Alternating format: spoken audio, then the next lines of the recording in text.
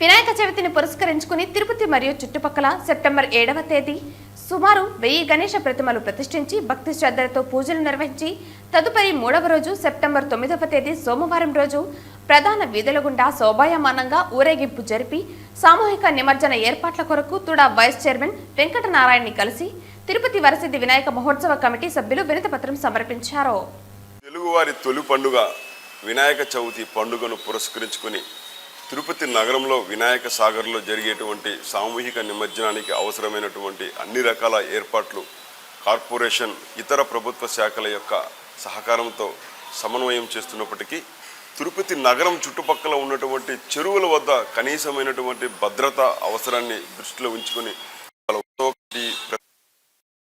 కూడా vice chancellor Venkatanarayana గారిని కలిసి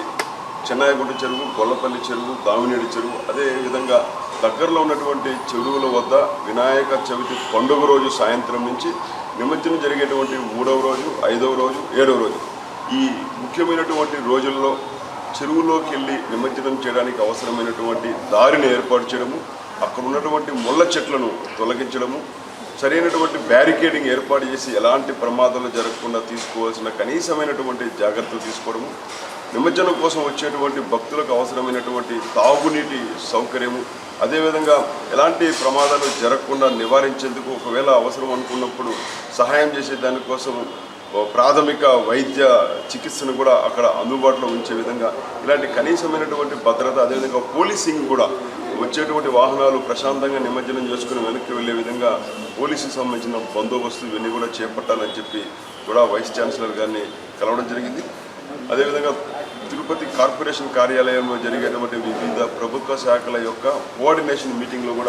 కూడా చేయవలసిన పనులపైన ఇతిమిద్దంగా అన్ని విషయాలు కూడా డిస్కస్ చేసి ఆ విధంగా అన్ని ప్రభుత్వ శాఖల యొక్క సమన్వయంతో ఈసారి అంగరంగ వైభవంగా ప్రశాంతంగా పవిత్రంగా పండుగను చేసుకొని నిమజ్జనం పూర్తి చేసుకోవాలనేటువంటి లక్ష్యంతో ఈ రకంగా అందరం కలిసి పనిచేసుకుంటూ ముందుకెళ్తాం. జై గణేష. రాబో వినాయక చవితి ఉత్సవాలకి నిమజ్జనానికి ఏర్పాట్లను తుడా వీసీ గారిని కలిసి తిరుపతి పరిసరాలు వినాయక సాగర్ కాకుండా అన్నాసాంపల్లి, గొల్లపల్లి, పద్మావతిపురం గాడు ఉండే చెరువులకి బ్యారికేడ్లు, ముళ్ళకంపలు తొలగించాలని, లైటింగ్ ఏర్పాటు చేయాలని, తీసుకొని వచ్చి వినాయక నిర్వాహకులకి ఇబ్బందులు కలగకుండా పోలీస్ ప్రొటెక్షన్ ఏర్పాటు చేయాలని, 108ని ఏర్పాటు చేయాలని కమిటీ సభ్యులందరూ కలిసి తుడా వీసీ అయిన వెంకటనారాయణ గారిని కలిసి వినతిపత్రం ఇవ్వడం జరిగింది. ఆయన కూడా సానుకూలంగా స్పందించి నేను కూడా వినాయక స్వామి భక్తుడిని, మీకు అందుబాటులో ఉంటా, తిరుపతి ప్రజలకే కాకుండా మన జిల్లా వాసులకి అందరికీ ఏమి వసతులు కావాలన్నా దగ్గరుండి ఏర్పాటు చేస్తానని తగిన సూచనలు, సలహాలు ఇవ్వడం జరిగింది. జై గణేష్.